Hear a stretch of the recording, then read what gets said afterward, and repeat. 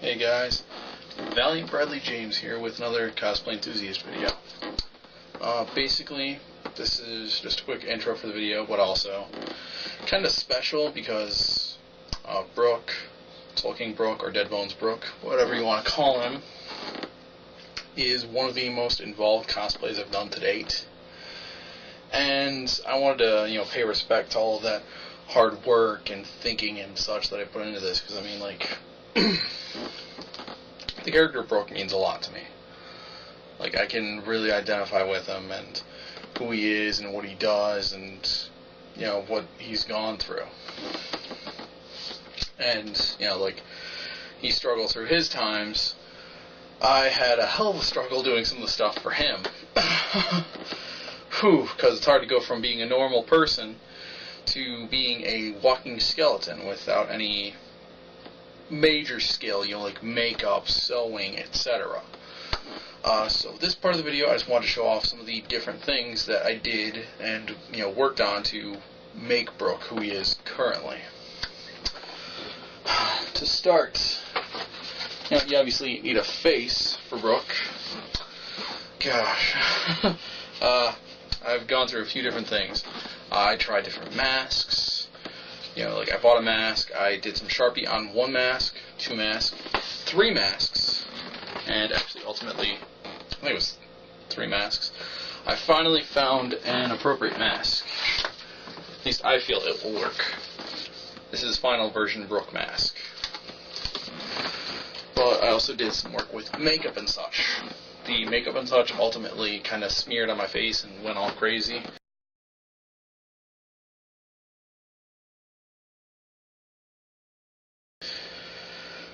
So yeah, that was one of the first major challenges with Brook.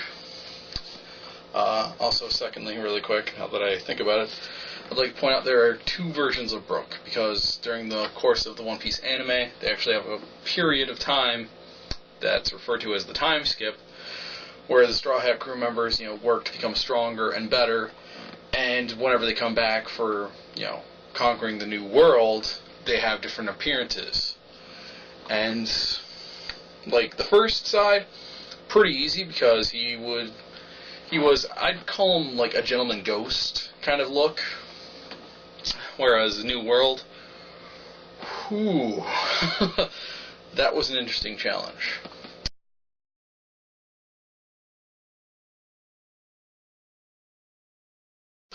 But yeah, so the masks, were for the first part, before Timeskip, when he was Dead Bones Brook still.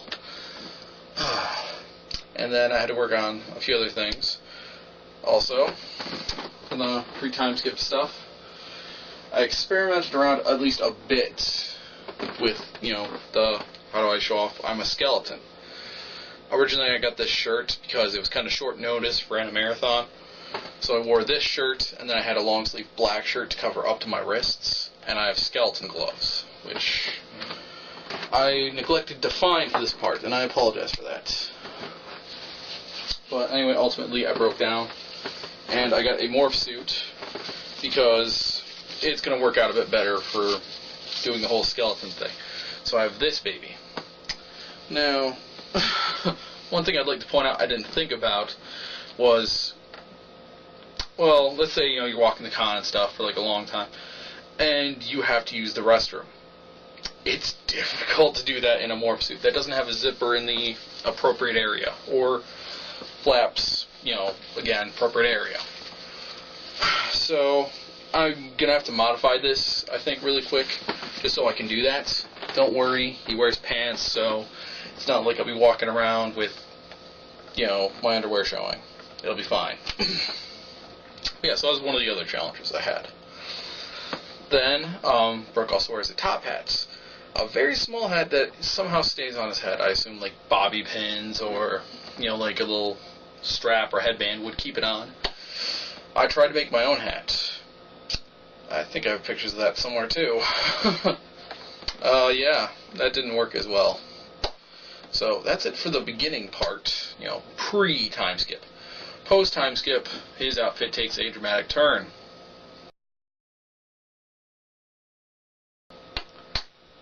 Yeah.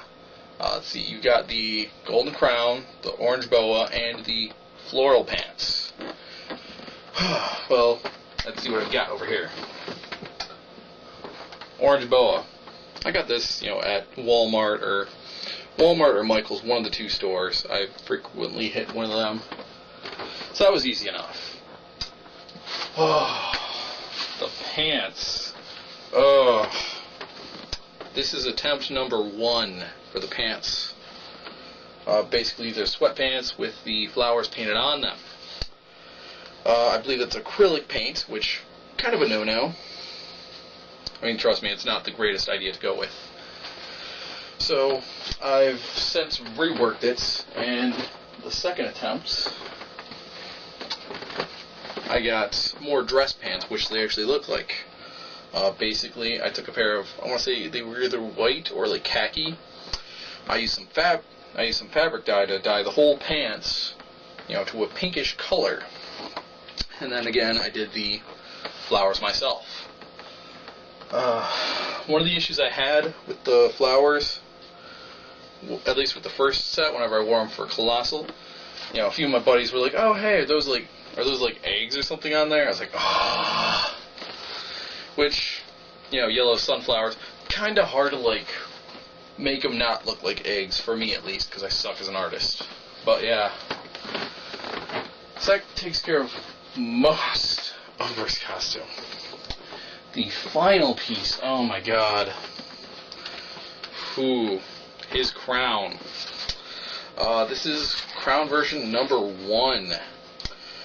Basically, this was just a couple of pieces of foam paper, that I just taped together up on the inside, and then I had this little thing as a strap, so I could wear it like this. To be fair, he also has a giant afro, so that's why it might seem a bit big for my head. That kind of worked for Colossal, but I was like, the yellow, it's not as good. So, which led me to attempt number 2. This I used poster board for. I actually got this idea from whenever I made the Brook and Bandit Keith combination. Again, I just took it, painted it, and gold duct taped it this time. It works a bit better. Fortunately, it's still very flexible, so it could kind of end like the other piece. But also this time I used some gold wire thread, I forget what the term really is, and then I wrapped some pipe cleanery stuff around those. Yeah, it looks like a disaster to me. So, final version of the crown, I'm calling it. Basically, this was a styrofoam wreath. Well, actually, I forget how big it is. I want to say 12-inch diameter, and then 2 8-inch diameters.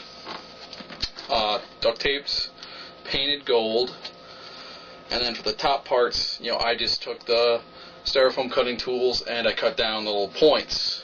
It looks like Brook doesn't quite have as many points as I do, but you'll get the idea.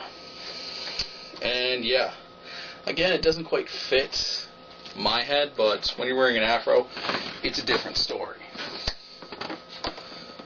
But yeah, that's that's a lot of the work that I put into. Oh, I forgot one last thing.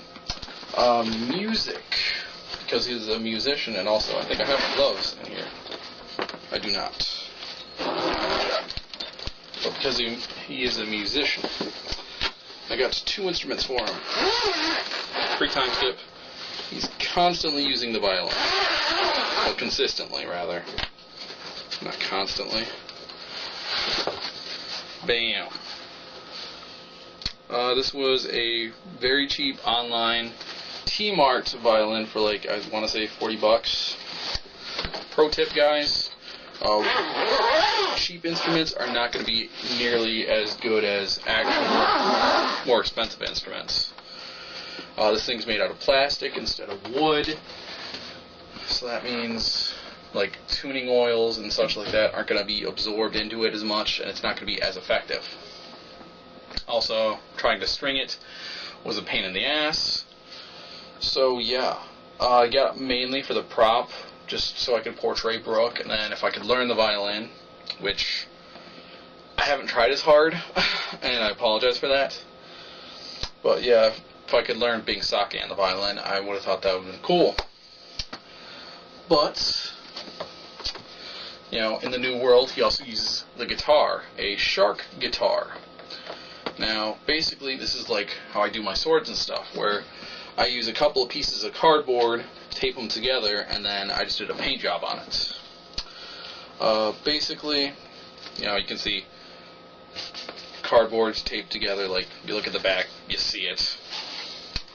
And then I just took green paint, painted it, you know, and then just added the detail stuff, and I used actual parachute cord for the strings and the guitar.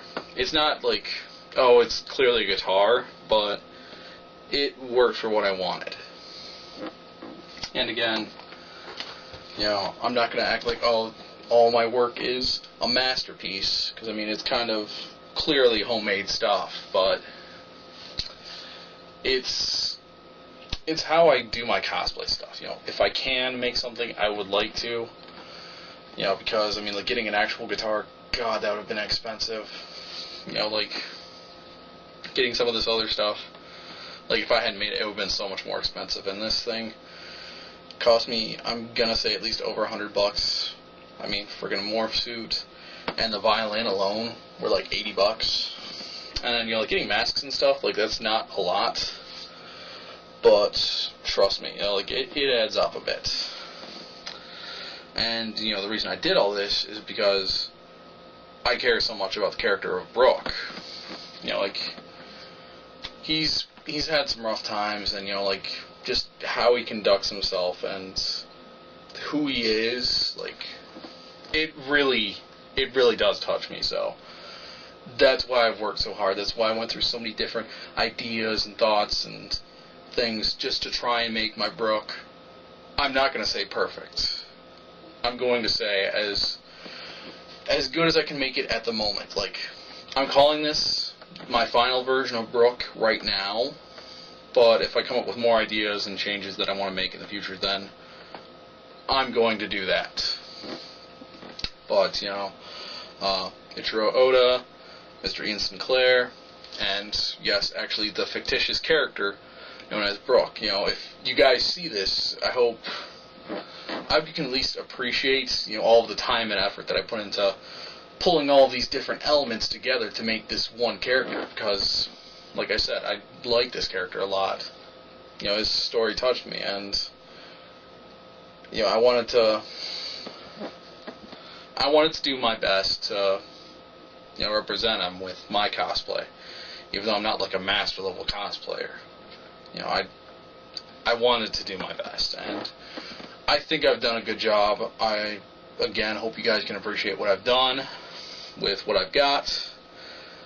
And, yeah, and, you know, really quick, I'd like to, you know, thank you, Oda, for making this character. You know, he is a good character. I like him. You know, he's gone through a lot, but he always has a smile on his face. And he's always working to bring up everybody around him. You know, Mr. Sinclair, I've heard a bit of your work, you know, from the movies, from the Strong World movie, and from, you know, what has been released currently of Season 6, you know, of the English dub, and I think you're doing awesome work. I do plan on going back and watching, you know, Space Dandy, because one of my buddies loves it, you know, just to hear more of your work, because, I mean, like I said, you're doing good with this. I want to be more exposed to some of your work.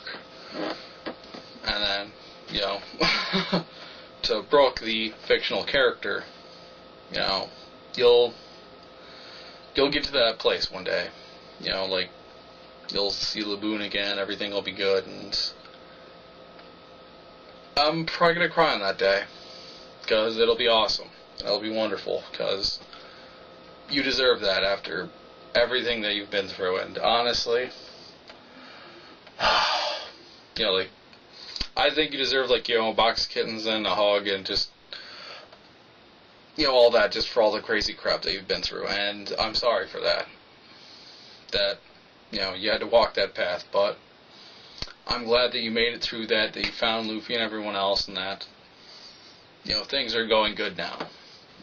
And I hope that they stay good for you and Luffy and everyone else, because it's a tough road. Sorry. Like I said, you know, I care a lot about this character, so kind of have feelings whenever I talk about some of this stuff.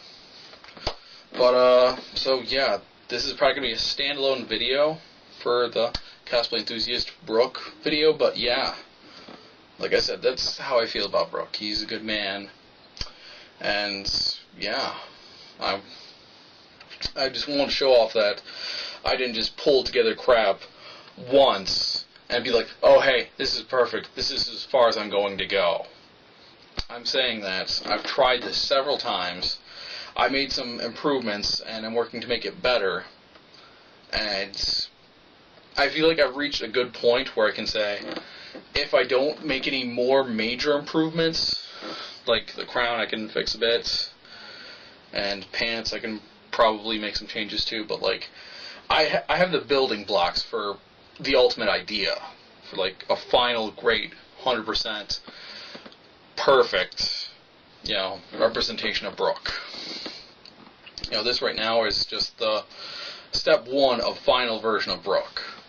Like, if I do make those changes, I'm going to use these same elements, and just maybe make the pants a bit darker, maybe use, you know, like 3 high for the smaller ring, and try and cut the pieces more solidly, and just a few other different things. But yeah, this is about where Brook is going to be perfect from me.